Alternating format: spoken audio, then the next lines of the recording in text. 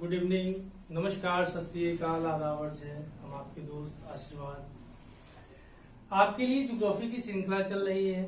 यह क्लास 9वीं की है, जिसमें हम चैप्टर 2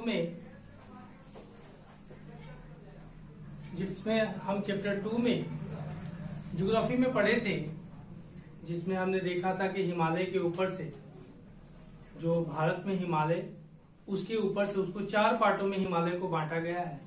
जिसमें हमने देखा था ट्रांस हिमालय देखा था, बृहद हिमालय देखा था, मध्य हिमालय देखा था और शिवालिक के बारे में देखा था। 4 हमने पहले से देख रखा है।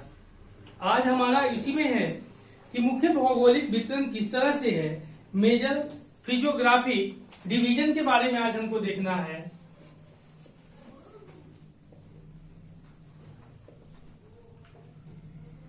फिजियोग्राफिक डिवीजन के बारे में आज हमको देखना है। डिवीजन के बारे में हमको देखना है। मेजर फिजियोग्राफिक डिवीजन के बारे में देखना है, यह क्या होती है। इसमें हम भौगोलिक आकृतियों 6 भागों में, जो भौगोलिक आकृति होती है, मतलब इसको 6 पार्ट में बांटने का काम किया गया है। जिसमें हम बात करते हैं हिमालय पर्वत श्रृंखला, उत्तरी मैदान, प्रायद्वीपीय पठार, भारतीय मरुस्थल, तटीय मैदान और द्वीपीय समूह। यह भारत है, इट्स कॉल्ड इंडिया। और इंडिया की अगर हम बात करते हैं तो सारे इनको डिवीजन बाय में बांटने का काम करा गया है। अगर हम चर्चा करते हैं, जरा ध्यान दीजिएगा, अगर सपोर्ट दैट हम इंडिया की बात करते हैं, ठीक है, अगर हम इंडिया की बात करते हैं, इस तरह से उसका मैप है। और जो मैप है, मैप के अकॉर्डिंग अगर हम थोड़ा बहुत देख लेते हैं, क्योंकि मैप बनाने हमको सही से आता नहीं है जी, सही बात है, देख लीजिएगा, ठीक है। इस तरह से अगर बात करते हैं तो इसकी अपनी कुछ, इसको अगर बात करिएगा, पेनिसुलर रीजन की बात करता है, जिसको प्रायद्वीपीय भारत कहा जाता है, प्रायद्वीपीय इंडिया कहा जाता है, प्रायद्वीपीय इंडिया का नाम दिया गया है। उसी तरह से हिमालय पर्वत, यहां चलिएगा, आपको हिमालयन रेंज की बात की जाती है। अगर आगे बढ़िएगा, फिर उसके बाद उत्तरी मैदान, नॉर्थ प्लेन्स की बात की जाती है, नॉर्थ प्लेन की बात की जाती है, नॉर्थ प्लेन्स की बात की जाती है। फिर प्रायद्वीपीय पठार, नीचे वाले सेंटर को हमने देखा, प्रायद्वीपीय पठार की बात की जाती है। भारतीय मरुस्थल, इधर आप आते हैं तो राजस्थान का क्षेत्र वगैरह आपको भारतीय मरुस्थल की बात करता है। उसके बाद तटीय मैदान, जो कोस्टल एरिया होती है, कोस्टल एरिया होती है, उसको तटीय मैदान कहते हैं। उसके बाद हम देखते हैं द्वीपीय समूह, जैसे अंडमान निकोबार समूह, लक्षद्वीप वगैरह, ये सारे द्वीपीय समूह हैं, जिसको 6 भागों में, there are 6 major parts of India, और ये 6 मेजर पार्ट में उसको बांटने का काम किया गया है, ठीक है। चलिए तो जरा आगे देखते हैं, जिसमें हमने देखा द हिमालयन माउंटेन्स देखा, नॉर्दर्न प्लेन्स देखा, द पेनिसुलर रीजन प्लेट्यू देखा, द इंडियन डिजर्ट देखा, द कोस्टल प्लेन्स देखा, द आइलैंड देखा। हमने इनके बारे में चर्चा करी है। अगर थोड़ा और बात करते हैं, जो 6 पार्ट्स है इसके, कहता है इसकी लंबाई 2400 किलोमीटर में फैला है। आगे देखिएगा, जो माउंट है, जो हिमालयन माउंट की अगर बात करते हैं तो उसमें हम चर्चा करते हैं, ध्यान दीजिएगा, यह जो इसमें फैली है, अगर हम माउंटेन्स की बात करते हैं तो ये 2400 किलोमीटर में लगभग फैला है। कहता है क्रोड ग्रेनाइट का बना है, या क्रोड ग्रेनाइट का बना है।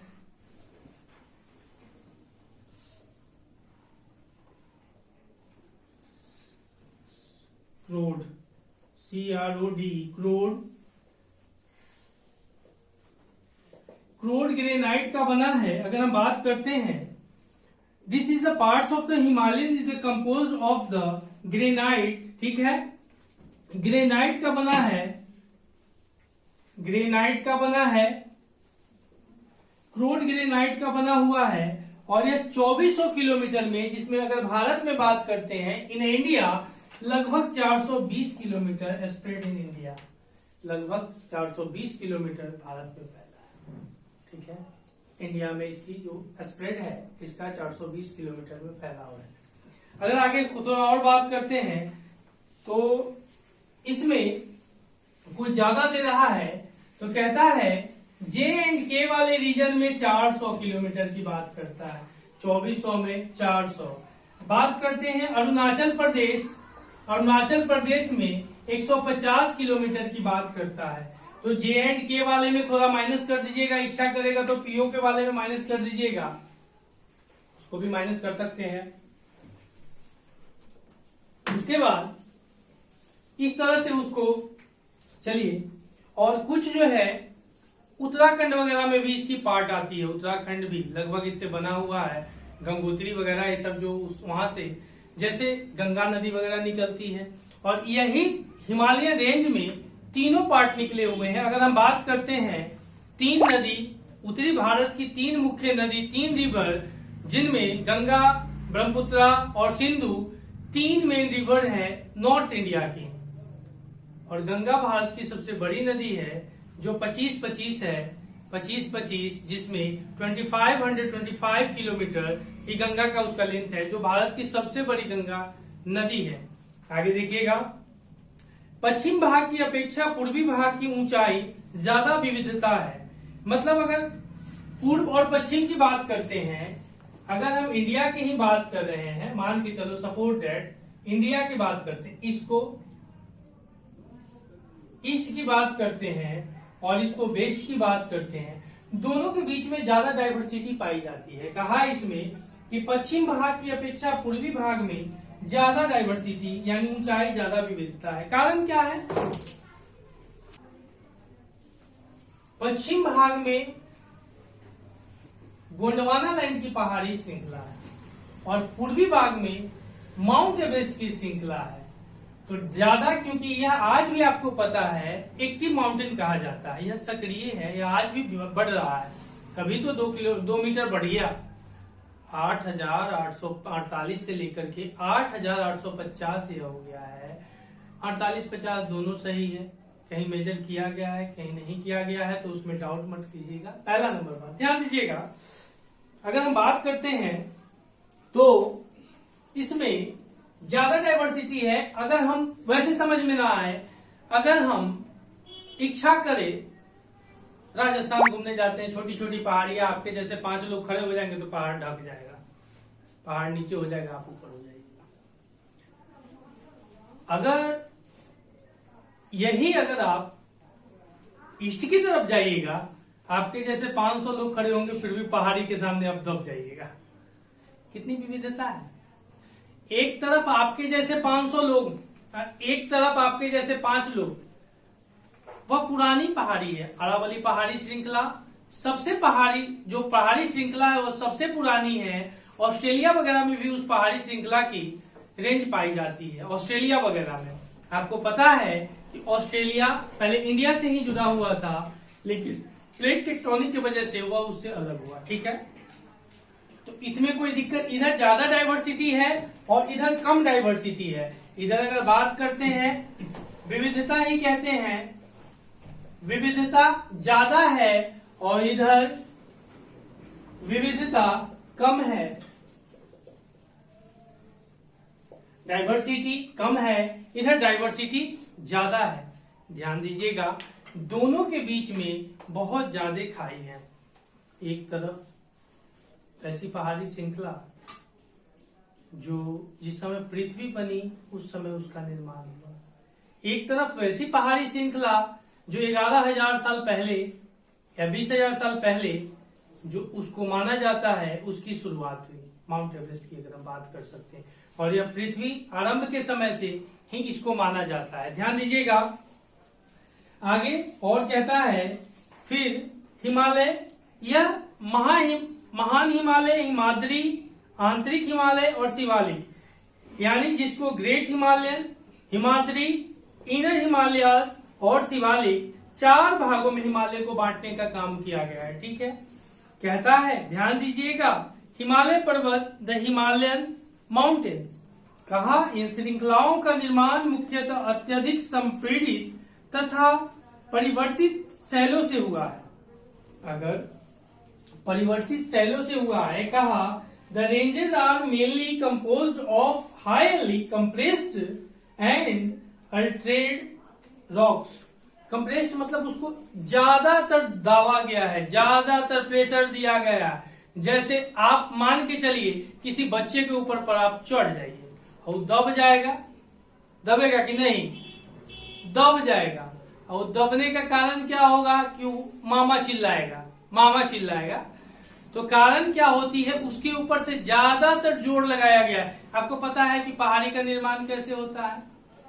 ज्वालामुखी जो निकलती है ना, वोल्केनिक प्रोसेस होती है, वोल्केनिक अभिक्रिया होती है, उसके माध्यम से जो मैग्मा लावा निकलती है और जब ठंडा होती है तो उन सब चीजों का निर्माण होता है, जो हेता हेता ऊंचा ऊंचा जो पहाड़ आप लोग देखते हैं उसको। ठीक है, आगे बढ़िएगा। आप समझ रही है ना? ठीक है, बहुत अच्छी बात है। कहा इनकी ऊंचाई 3700 मीटर से 4500 मीटर के बीच तथा औसत चौड़ाई 50 किलोमीटर है। बाप रे, औसत चौड़ाई 50 किलोमीटर है। देखिएगा एगो चीज, राजस्थान वगैरह में भी पहाड़ी ऊंची है। मैंने एक एग्जाम्पल के तौर पर आपको कहा था कि पहाड़ियां छोटी हैं, लेकिन राजस्थान वगैरह में भी पहाड़ी ऊंची है। अगर अजमेर फोर्ट कोई गया होगा जयपुर में, तो 5 पहाड़ियों के बीच में वो फोर्ट घिरा हुआ है। उसी के बीच में जब आप जाओगे तो राजा जयसिंह का नाहरगढ़ उसी में ऊपर पड़ता है। नाहरगढ़ का किला है जो नीचे से जाने में ऊपर बहुत दूर पड़ता है, अंदर से रास्ता गया हुआ है, उसी महल से ऊपर पड़ता है। वो प्राइवेट, आज भी प्राइवेट है वो किला, आज भी प्राइवेट है वो। उसमें आज भी पुराने जमाने के तुमको वो क्या कहते हैं, तोप वगैरह रखी हुई मिलती है। ठीक है, 70 रुपए एंट्री फी है। आगे बढ़ते हैं। तो जैसे अब मान के चलिए आप उत्तराखंड में केदारनाथ जाते हैं। केदारनाथ जमीन से 3.5 किलोमीटर ऊंचा है केदारनाथ। तो यह क्या है? माउंटेन की रेंज है और उसी से है। और वहां टैप में जो नल में पानी आती है ना, वो जो पानी आती है समझो बर्फ गिरता है, जमा हुआ नहीं होता है लेकिन सब कुछ होता है। 0 डिग्री टेम्परेचर वहां मान के चलो। ठीक है, और वहां पानी बिकता नहीं है ऊपर में, वहां पहाड़ियों से पानी आता है। आपके पास बस एक कोई डब्बा वगैरह होना चाहिए उससे लो करके पीने के लिए। बड़ा आनंद आया था, लेकिन चढ़ाई में सब निकल गया। आगे बढ़ते हैं। कहता है the altitude varies between 3,700 and 4,500 meters and the average width is of 50 kilometre. ठीक है, उसकी जो आपने क्या देखा, आपने 3500 मीटर से 4500 मीटर के बीच औसत चौड़ाई देखा, और 50 किलोमीटर जो आपने देखा उसकी क्या थी, किलोमीटर तक आपने देखा। ऊंचाई देखा और चौड़ाई देखा। ध्यान दीजिएगा, कहता है हिमाद्री के दक्षिण में स्थित श्रृंखलाएं सबसे अधिक असम है। असम का मतलब असमान है, असम का मतलब गुवाहाटी वाला असम मत समझिएगा। ठीक है, आगे बढ़िएगा। एवं हिमालय या निम्न हिमालय के नाम से जानी जाती है, और उसको हिमालय या निम्न हिमालय के नाम से जानी जाती है। ठीक है, कहा the range lying of the south of the Himadri forms the most rugged mountain system and is known as Himachal और लेजर्स हिमालय। जो हिमाचल वगैरह है और लेजर हिमालय, जिसमें हमने हिमालय को 4 पार्टों में बांटा था, जिसमें हमने देखा था कि ग्रेट हिमालय, हिमाद्री, इनर हिमालय और शिवालिक्स, 4 टाइप्स में हमने देखा था। चलिए आगे बढ़ते हैं जरा। उसके बाद क्या कहता है, जबकि पीर पंजाल श्रृंखला सबसे ऊंची तथा सबसे महत्वपूर्ण श्रृंखला है, while the Pir Panjal range forms the longest and the most important range। Dhaula, यह पीर पंजाल नाम याद रखिएगा, सबसे ऊंची है और सबसे इंपॉर्टेंट है। ठीक है, कहा हिमालय की सबसे बाहरी श्रृंखला को शिवालिक कहा जाता है। उसकी ऊंचाई देखा, उसकी ऊंचाई हाइट 900 से 1100 तक थी, और उसकी चौड़ाई 10 से लेकर के 50 तक थी, वाइड जिसको बोलते हैं, ठीक है। निम्न हिमालय तथा शिवालिक के बीच में स्थित लगभग घाटी को यानी क्या कहते हैं, दून कहते हैं। हमने इससे पहले देखा था, अगर हम लोग इंडिया की अवस्थिति को देखेंगे, इस तरह से देखेंगे अगर इंडिया की अवस्थिति को, तो हम लोग हिमालय को 4 भागों में देखे थे। ट्रांस हिमालय, बृहद हिमालय, मध्य हिमालय और उसके बाद शिवालिक। तो मध्य को इन दोनों के बीच की हम चर्चा करते हैं। हमको इन दोनों पॉइंट के बीच की चर्चा करनी है, जिसमें हमने देख रखा है कि हमने इधर ट्रांस हिमालय की बात करी थी, ट्रांस हिमालय, बृहद हिमालय, बृहद हिमालय और उसके बाद लघु हिमालय। लघु हिमालय के बाद हमने शिवालिक की बात करी थी। यह 4 श्रेणियों में इसको हमने there are 4 major types of mountain, जिसमें हमने देख लिया था। इसी में आज हम चर्चा करेंगे दोनों के बीच में दून का निर्माण, दून का निर्माण होता है। जैसे आप पोखली दून, देहरादून, इन सब दून की बात करते हैं, ध्यान दीजिएगा। उसी चीज को कहता है कि the longitudinal valley lying between lesser Himalayas and the Shivaliks, जिसमें इसी चीज को कहा। इन सब जैसे निम्न हिमालय तथा शिवालिक के बीच में स्थित लंबवत घाटी, जैसे इन दोनों के बीच में ये लंबवत घाटी है, समझ लो इन दोनों के बीच में लंबवत घाटी है, लॉन्गिट्यूडनल जिसको बोलते हैं, और इसी को हम लोग दून के नाम से जानते हैं। दून के नाम से हम इसको जानते हैं, ठीक है, ध्यान देना जरा। आगे क्या कहता है, उसी चीज को फिर कुछ प्रसिद्ध दून है, देहरादून है, कोटली दून है एवं पाटली दून है। यह सब दून है, देहरादून उत्तराखंड में है, पाटली दून, सारे वही हैं, सारे उत्तराखंड में ही है। देहरादून, कोटली दून और आपने देखा पाटली दून, सब वही आपको मिलेगा। यानी Dehradun, Kotli Dun and Patli Dun are some of the well known duns, DUNS लिखते हैं इंग्लिश में, ध्यान देना, और हिंदी में दून इस तरह से लिखते हैं। आगे बढ़ते हैं जरा। फिर उसके बाद कहता है, अब इसके बाद सतलुज एवं सिंधु के बीच स्थित हिमालय के भाग को पंजाब हिमालय कहते हैं। अब सतलज नदी है ऊपर में, अगर सतलुज है, और उसके बाद हमने चर्चा करी है सिंधु के, इंडस की, दोनों के बीच में जो जगह है इसको पंजाब हिमालय बोलते हैं, पंजाब हिमालय बोलते हैं, ठीक है। उसी तरह आगे बढ़ते हैं और कहा the part of Himalayas lying between Indus and Sutlej has been traditionally known as Punjab Himalaya, ठीक है। या लेकिन पश्चिम में पूर्व तक क्रमशः पश्चिम, डायरेक्शन भी देख लो जरा।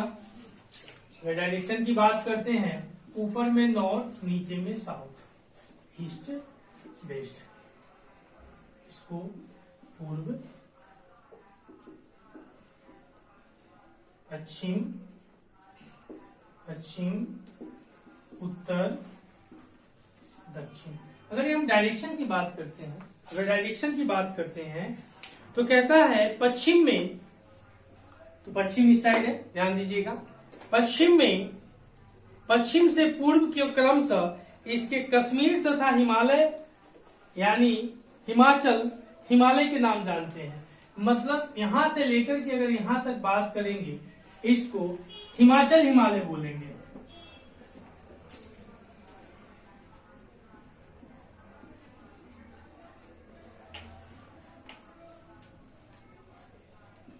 हिमाचल हिमालय बोलेंगे, ध्यान दीजिएगा। उससे पहले हमने देखा, अभी जस्ट देखा है, ऊपर वाले पोर्शन में, यह जो आपको इंडिया के ऊपर वाले पोर्शन है, हम इसकी चर्चा करेंगे। इसमें आपकी इंडस और इंडस जो पाकिस्तान वाला एरिया हो गया, इंडस और सतलुज, ये दोनों के बीच में हमने पंजाब हिमालय को देखा। ऊपर में हम देखे हैं एक लघु हिमालय और शिवालिक के बीच में हमने दून को बनते हुए देखा है। और उसी तरह से अगर पश्चिम से लेकर के पूर्व तक बात करेंगे तो इनके बीच में हमने हिमाचल हिमालय को देखा है। 3 कैटेगरी में इसको यहाँ पे बांटा गया है, ध्यान दीजिएगा। आगे कहता है कि उसी चीज को, but it is also known regionally as Kashmir and Himachal Himalaya from west to east respectively. आगे कहा सतलुज तथा काली नदी और सतलुज नदी के बीच स्थित हिमालय के भाग को कुमाऊं हिमालय के नाम से जाना जाता है। शायद आपको पता होगा कुमाऊं एक जगह भी है जो किस राज्य में है। कुमाऊं एक जिला भी है, बिल्कुल सही है। उत्तराखंड में टोटल 4 जिले हैं जिसमें कुमाऊं भी एक जिला है और वही कुमाऊं हिमालय, वही कुमाऊं के बारे में कह रहा है कि सतलुज तथा काली नदियों के बीच स्थित हिमालय के भाग को कुमाऊं हिमालय कहते हैं। तो मैप ऑफ उत्तराखंड देख लीजिए, मैप ऑफ उत्तराखंड और उत्तराखंड है, यहाँ पे सतलुज और काली नदी के बीच का जो पार्ट है उसको कुमाऊं हिमालय के नाम से जानते हैं। ठीक है, आगे देखिएगा, फिर ध्यान दीजिएगा आगे, फिर कहता है उसी चीज को, the part of the Himalayans lying between Satluj and Kali rivers is known as Kumaon Himalayans. Kali तथा तीस्ता नदी नेपाल हिमालय एवं तीस्ता एवं दिहांग नदियां असम हिमालय का सीमांकन करती है। काली तीस्ता नेपाल हिमालय का, और उसी तरह से अगर हम बात करते हैं तीस्ता एवं दिहांग नदियां असम हिमालय का सीमांकन करती है, मतलब उसके सीमा क्षेत्र से होकर के गुजरती है, बाउंड्रीज को शेयर करने का, जिसको कहा है कि the Kali and Teesta reverse demarcate the Nepal Himalayas and the part lying between Tista and Dihang rivers is known as Assam Himalayas। ठीक है, आगे देखिएगा, एक है पूर्वांचल हिमालय। अब जरा हम देखते हैं, और काली नदी को शारदा नदी के नाम से भी जानते हैं, लिख लीजिएगा कहीं, जो काली नदी है, काली रिवर है, इसको शारदा नदी के नाम से भी हम जानते हैं। काली नदी को शारदा नदी के नाम से भी जानते हैं। उसके बाद पूर्वांचल हिमालय की बात करते हैं।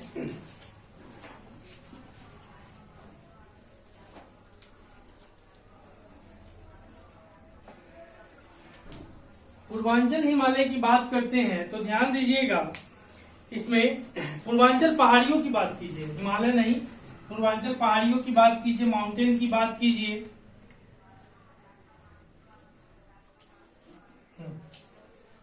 पूर्वांचल माउंटेन की बात कीजिए। अगर हम बात करते हैं जिसमें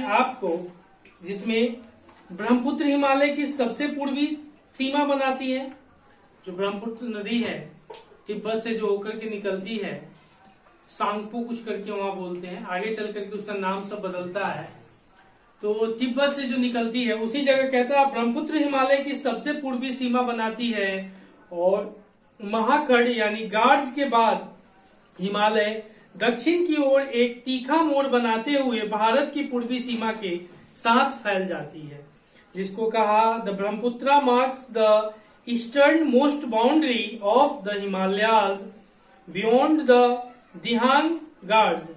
the Himalayas bend sharply to the south and spread along the eastern boundary of India। आगे उसके बाद निर्माण, मजबूत बलुआ देखिएगा, अब इसका निर्माण कैसे हुआ है पूर्वांचल पहाड़ी का, तो मजबूत बलुआ पत्थर के कारण, बलुआ पत्थरों जो अवसादी शैल से बनी हुई है, यानी जो सेडिमेंट्री रॉक से बनी हुई है, उसी चीज से इसका निर्माण हुआ है।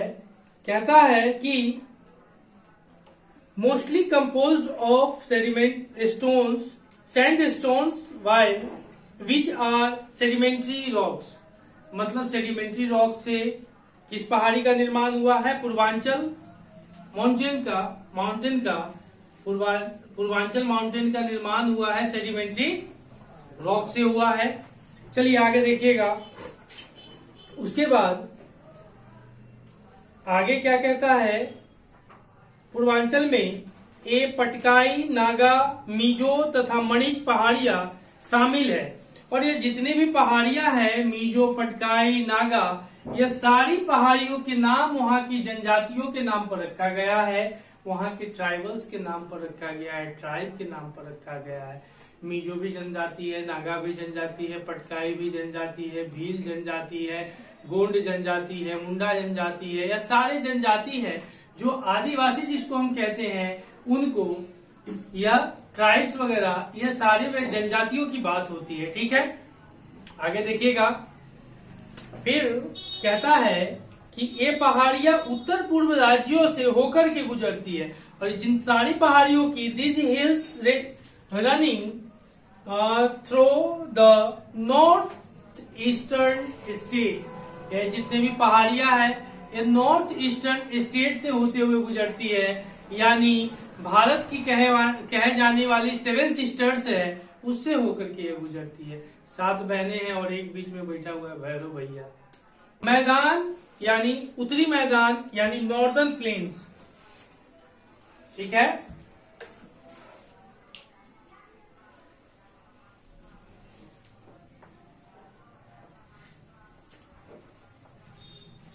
उत्तरी मैदान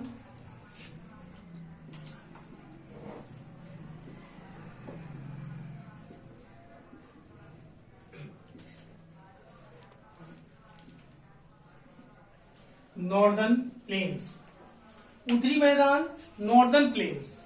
आइडियर इसमें कहता है 3 प्रमुख नदी प्रणालियों सिंधु, गंगा, ब्रह्मपुत्र तथा इसकी सहायक नदियों से बना है। यह इंडस, सिंधु, गंगा और ब्रह्मपुत्र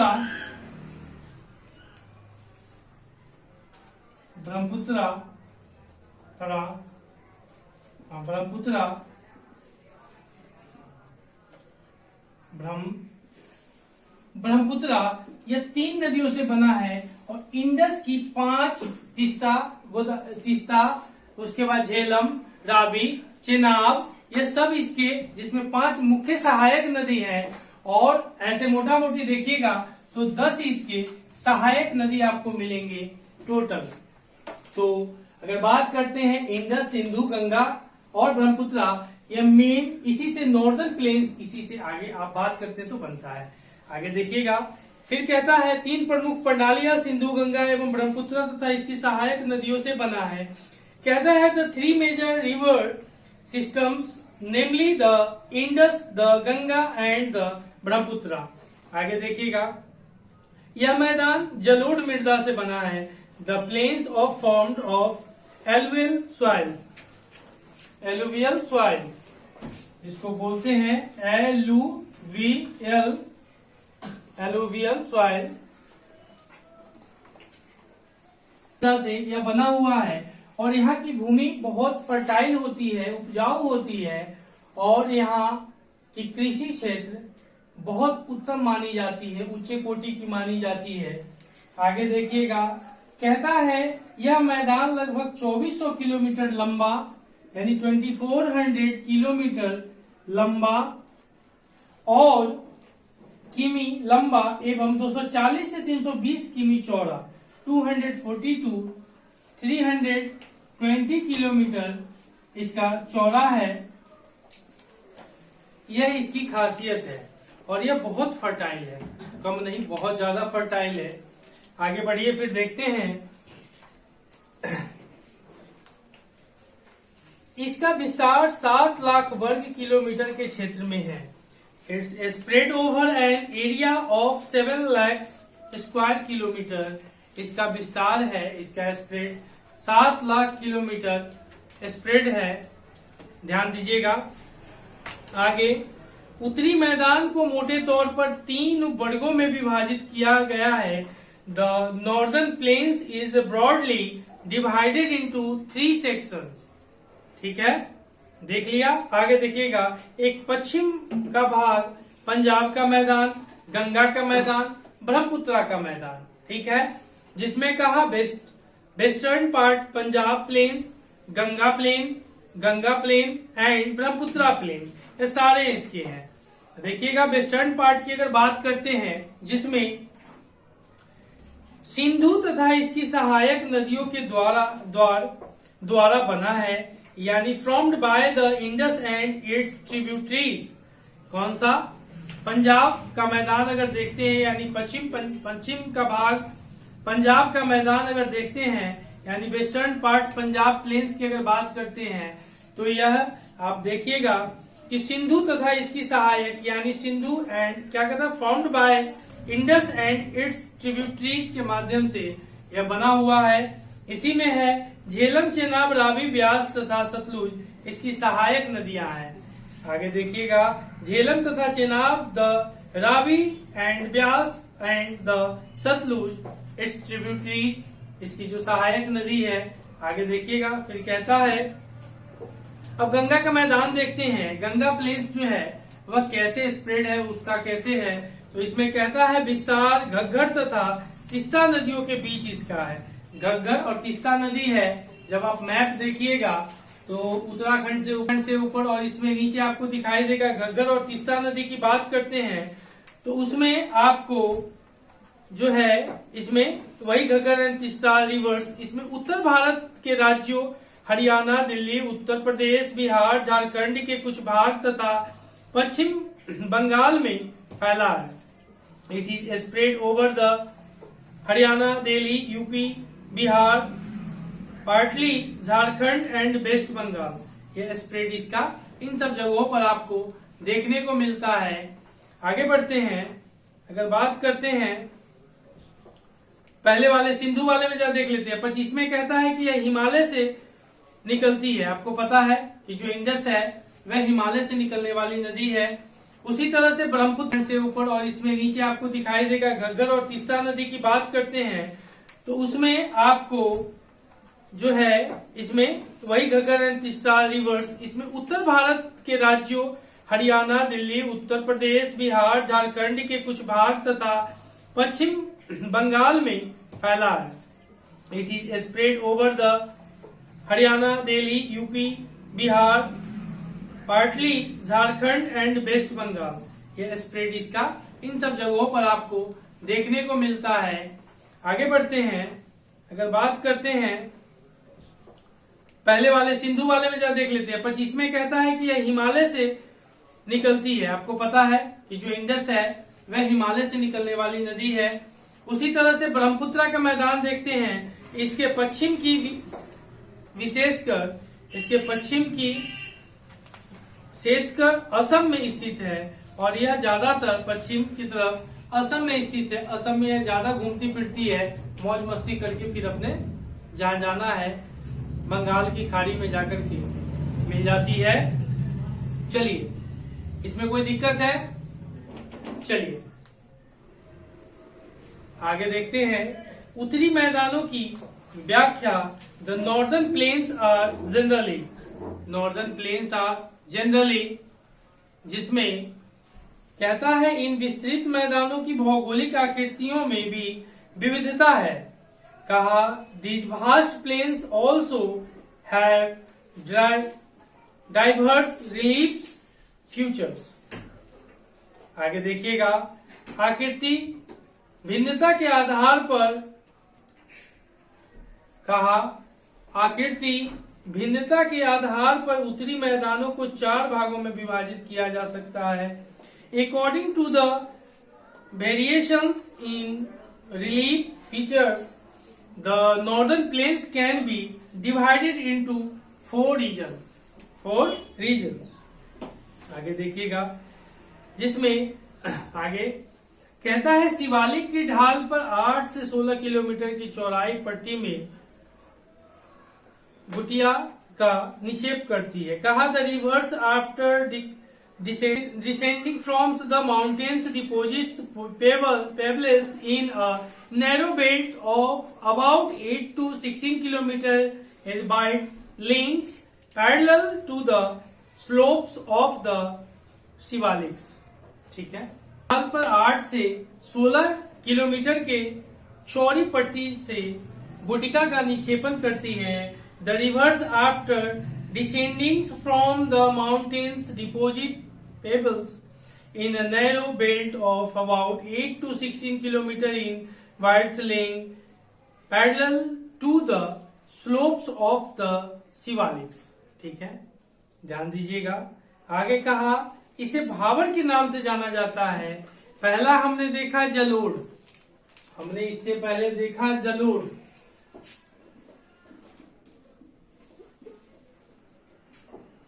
भावर, ये सारे सॉइल के नाम है। उसके बाद क्या कहा, भावर पट्टी की विलुप्त हो जाती है। All the streams disappear in the भावर बेल्ट। आगे बढ़िएगा, कहता है इस पट्टी के दक्षिण में सरिताएं, सरिता का मतलब नदियां होती है, सरिताएं एवं नदियां पुनः निकल आती है एवं नम तथा दलदली क्षेत्र का निर्माण करती है जिसे तराई कहते हैं। इसके साउथ में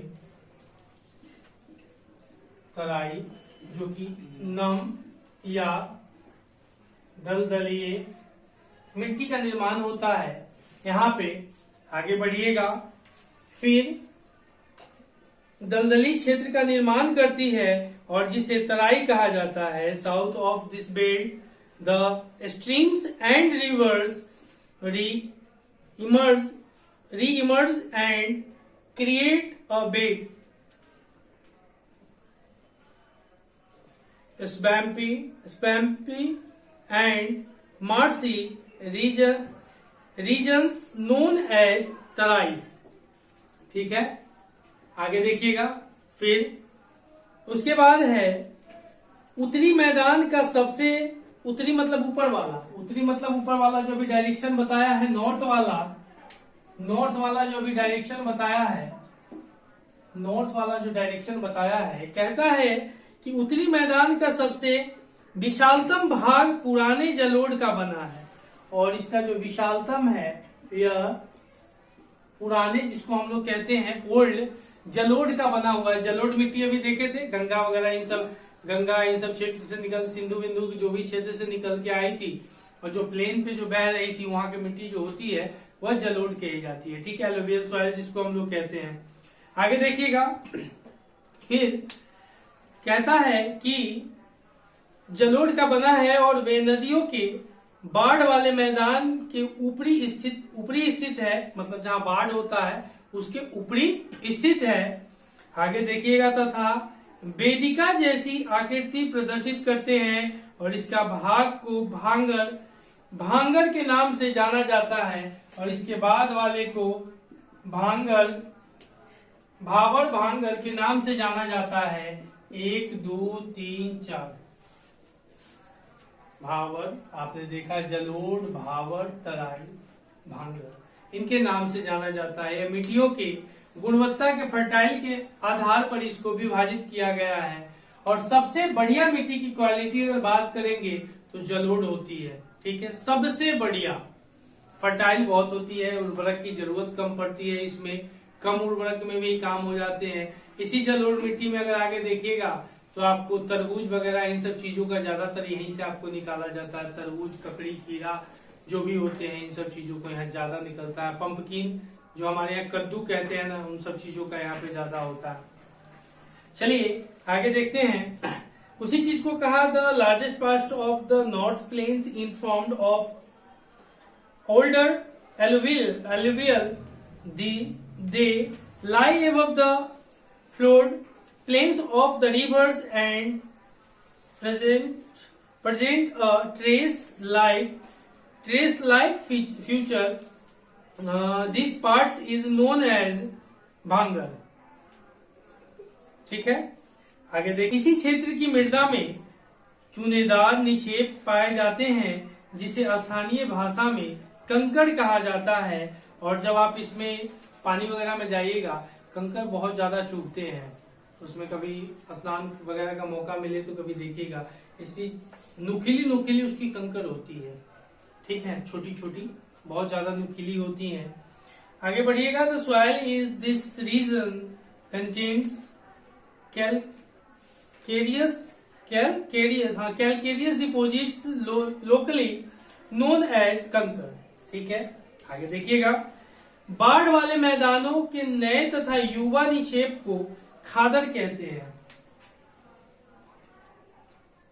खादर, यह जो आप देख रहे हैं, यह जहां बाढ़ ज्यादा आता है, फ्लड जिसको बोलते हैं, वहां पे यह मिट्टी ज्यादा। तो यह हम क्या देख रहे हैं, सारी जो मिट्टी है उसके प्रकार देख रहे हैं कि कैसी कैसी मिट्टी पाई जाती है, वो कैसे निकलती है। ज्यादा बाढ़ होती है तो अंदर से जो भी पानी होती है उसको इकट्ठा करके मिट्टी जब सूखने लगती है तो मिट्टी जम जाती है, फिर बारिश आती है, जैसे फिर बाढ़ आया तो फिर उस मिट्टी को लेकर के चला गया, नई मिट्टी का फिर से निर्माण हो जाता है और वह भी मिट्टी फर्टाइल होने लगती है। आगे देखिएगा, इसी चीज को कहा the newer youngers deposits of the flood plains are called खादर।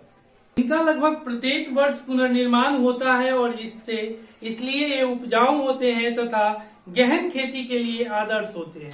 खेती के प्रकार आपके बुक में दिए होंगे, एक चार्ट बना करके देखिएगा, जरा पलट करके होगा कहीं होती है। अगर हम बात करें तो इस तरह की संरचना होती है। कहता है इनका लगभग प्रत्येक वर्ष पुनर्निर्माण होता है, इसलिए उपजाऊ होते हैं तथा गहन खेती के लिए आदर्श होते हैं। They are renewed almost every year and so were fertile. This idea for they are renewed almost every year और renew प्रत्येक साल होते हैं, नई मृदा आती है and so are fertile. Thus ideal from intensive agriculture.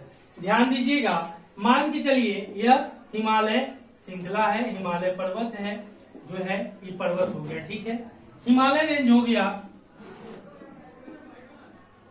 Himalaya हो गया और इसी के बीच में अगर मान के चलिए इस तरह से हम करते हैं, इसको हम भावर बोलते हैं, भावर बोलते हैं। और उसी तरह से फिर आगे थोड़ा आते हैं, इस तरह से करके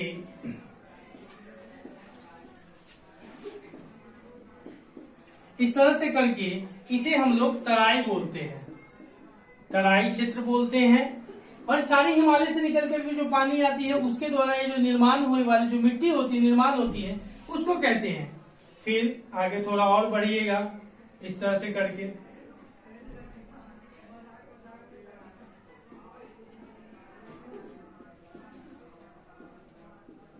इस तरह से अगर करके चलिएगा, इसमें कहा यह हिमालय है। हिमालय कहा कि सुनो सुनो, इसमें से हमें भी आने का मौका दो। हिमालय से जल गिरी, जल गिर करके आगे बढ़ी, आगे जो पहाड़ वगैरह जो भी एरिया था सब खुरच खुरच के वहां पे मिट्टी का निर्माण होने लगा, क्योंकि पतली परत होती है उसी पे मिट्टी होती है। उसको हम लोग भावर का नाम दे दिए। भावर से कहा कि अब हम इसको होल्ड नहीं कर सकते हैं, दैट्स नॉट माई कैपेसिटी। उसके बाद इसने कहा कि चलो बेटा अब तुम आगे बढ़ो, आगे बढ़ा दिया। आगे बढ़ा के कहा कि चलो तराई वाले तुम थोड़ा दलदला लो, ये दलदल में आ गया, दलदली दिखा दिया। उसके बाद कहा कि सुनो अब बहुत हो गया, अब नमी हमारी जो सोखने की क्षमता रहेगी उतना तो हम सोख लिए, मॉइस्चर जैसे हो गया। अभी मॉइस्चर को सोख लिया, फिर आगे भेज दिया इसके पास। ये कहा कि अच्छा बेटा हम तो पुराने हैं तो ज्यादा होल्ड कर लिया, अब कहा कि रुको थोड़ा और आगे बढ़ते हैं। तब खादर का निर्माण कर दिए, युवा था, सब पानी को सोख गया। ठीक है, इस तरह से करके पहाड़ी से जो निकलने वाली नदियां होती है और नदियों में जो अलग अलग विभिन्न तरह के मिट्टियों के जो नाम होते हैं जिससे मिट्टी का निर्माण होता है, उसके बारे में फॉर्मेशन ऑफ सॉइल, उसके बारे में हमने अभी तक यहाँ तक देखा है। ठीक है, रीजन की बात करता है प्रायद्वीपीय पठार की। यह प्राचीनतम भूभाग का एक हिस्सा है। इसको अगर बात कीजिएगा, प्राचीनतम है, अगर बात करते हैं तो इस तरह से यह श्रृंखला होती है। इसी को पेनिसुलर रीजन बोलते हैं। कारण है कि 3 तरह से जलों से घिरा हुआ है। प्रायद्वीपीय होने के लिए अगर जो भी क्षेत्र 3 तरफ से जलों से घिरा होता है उसे प्रायद्वीपीय कहते हैं और इसीलिए इसे प्रायद्वीपीय भारत का हिस्सा कहते हैं। जिसको हम लोग peninsular region India, peninsular region of India. ठीक है, ध्यान दीजिएगा, कहा कि it is part of the oldest land mass, oldest land mass का यह पार्ट है। फिर कहा यह पुराने क्रिस्टली आग्नेय तथा रूपांतरित शैलों से बने हैं, compose of the how many types of rocks, या there are 3 types of rock, sedimentary, metamorphic, igneous. Igneous पहला जिसको प्राथमिक रॉक बोलते हैं, सेडिमेंट्री दूसरा, और मेटामॉर्फिक तीन, दोनों का सम्मिश्रण थोड़ा बहुत होता है, उसको मेटामॉर्फिक बोलते हैं, कायांतित रॉक बोलते हैं। There are 3 types of. तो इसमें क्या कहा बेटा, सुनो, इसमें कहा कि क्रिस्टलाइन, इग्नेशियस एंड मेटामॉर्फिक, ये दोनों का मिलन जुलन रूप है, दोनों से मिल गया है, मेटामॉर्फिक और इग्नेशियस से मिला जुला है। ठीक है, तब जाके इसका निर्माण हुआ है। और आगे बढ़ते हैं, फिर देखते हैं फिर आगे का बात। चलिए, और यह गोंडवाना जो गोंडवाना भूमि है उससे टूट करके अलग हुआ है, बना है। ठीक है, यह गोंडवाना भूमि से टूट करके बना है और पठारी भाग में चौड़ी तथा छिलछिली घाटियां एवं गोलाकार पहाड़ियां है। आप देखते हैं यह गोलाकार पहाड़ी छिछली होती है, डेट मीन्स कहने का मतलब है ना, इस तरह से करके होती है, इस तरह से करके नहीं होती है। इस तरह की पहाड़ियां आपको देखा था, शिवालिक वाली रेंज की 900 से 1100 की बात करी थी, 10 से लेकर के 50 किलोमीटर उसकी चौड़ाई बात करी थी, मार्टिस की बात करी थी। माउंट एवरेस्ट की तो आपको पता है 8,848, पता चल गया। इसमें ज्यादा बड़ी नहीं होती, हाँ कहीं कहीं क्षेत्र मिलते हैं, कहीं कहीं क्षेत्र मिलते हैं, लेकिन 90% क्षेत्र आपको ऐसे मिलते हैं जो इतने ऊंचे नहीं होते, छिछली पहाड़ियां होती है। ठीक है, आगे देखिए ना थोड़ा और, उसके बाद कहता है ना जी कि इसमें कहा कि पठारी भाग में चौड़ी तथा छिछली घाटियां एवं गोलाकार पहाड़ियां हैं। The plateau has border and the plateau has broad and slope valleys and rounded hills. Then इसका कहा इसके 2 मुख्य भाग है। The plateau consists of a 2 broad divisions, जिसमें कहा मध्य उच्च भूमि यानी सेंट्रल हाईलैंड्स और दक्कन का पठार डिकेन प्लेट्यू। इसी में आपको 2 मिलेगा, एक मध्य बीच वाली और दूसरा दक्कन का प्लेट्यू, जिसमें आपको महाराष्ट्र वगैरह इन सब क्षेत्र जो आ जाते हैं। ठीक है, तो उसके बाद कहता है कि नर्मदा नदी के उत्तर में प्रायद्वीपीय पठार का वह भाग जो कि मालवा के पठार के अधिकांश भागों पर फैला है, उसे मध्य उच्च भूमि के नाम से जाना जाता था। The part of the peninsular plateau lying to the north of the Narmada river covering a major area of the Malwa Plateau laying is known as the Central Highlands. ठीक है, उत्तर पश्चिम में अरावली से घिरी है बिंद, ठीक है, उच्च भूमि, और मध्य में पश्चिम में अरावली से घिरी है। पश्चिम में यह धीरे धीरे राजस्थान के बलुई तथा पथरीले मरुस्थल में मिल जाती है, राजस्थान के बलुई तथा पथरीले मरुस्थल में मिल जाती है। भारत में सबसे बड़ा मरुस्थल थार मरुस्थल है। ठीक है, थार जो कि राजस्थान में है।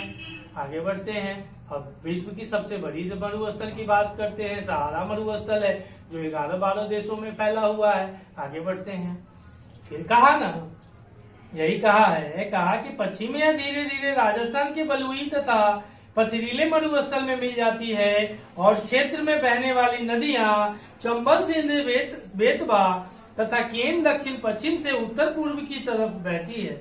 केन जो है दक्षिण पश्चिम से उत्तर पूर्व की ओर बहने वाली नदी केन नदी है, केन रिवर है। तो कहा इंग्लिश में, फिर इसको, ये तो हिंदी था, इंग्लिश में कहा the Vindhya range is bounded by the central highland on the south and the Aravallis on the northwest. The further westward extensions gradually merge with the sandy and rocky deserts of Rajasthan. The flow of the rivers draining this region, namely the Chambal, the Tista, the Sindh, Chambal, the Sindh, the Betwa and Ken is for southwest to northwest। ठीक है, आगे देखिए थोड़ा और, जिसमें कहा कि पूर्वी विस्तार को स्थानीय रूप में बुंदेलखंड तथा बघेलखंड के नाम से जाना जाता है। इसके पूर्व के विस्तार को दामोदर नदी द्वारा अववाहित छोटा नागपुर पठार दर्शाता है। ठीक है, जिसमें कहा है कि the eastwards extensions of this plateau are locally known as the Bundelkhand and Baghelkhand. The Chota Nagpur plateau marks the further eastward extension drained by the Damodar river. ठीक है, आगे देखिए थोड़ा और चलेगा, जिसमें कहा कि उत्तर में इसके चौड़े आधार पर सतपुड़ा की श्रृंखला है, जबकि महादेव, कैमूर की पहाड़ी तथा मैकाल श्रृंखला इसके पूर्वी विस्तार हैं, और the Satpura range blanks its broad base in the north while the Mahadev the Kashmir, उसके बाद the Kaimur hills and the Maikal range from its eastern extensions. ठीक है, चलिए आज के लिए इसमें इतना ही छोड़ दीजिए। इसके बाद हम अगली कक्षा में देखेंगे, एक क्लास और आपकी बनेगी। तब तक के लिए आप लोगों का धन्यवाद। फिर हम अगली कक्षा में मिलते हैं। तब तक के लिए आप अपने दोस्तों को इस चैनल को ज्यादा से ज्यादा भेजने का काम करें और ज्यादा से ज्यादा सब्सक्राइब करें। अब हमारे 1K पुरने वाले हैं, आप लोगों का कुछ सपोर्ट चाहिए 1K के लिए, और हमारा टारगेट है कि संडे तक 1K आप लोग पहुंचा देंगे। चलिए, इसके बाद हम अपनी अगली कक्षा में आपसे मिलते हैं। जय भारत, जय हिंद।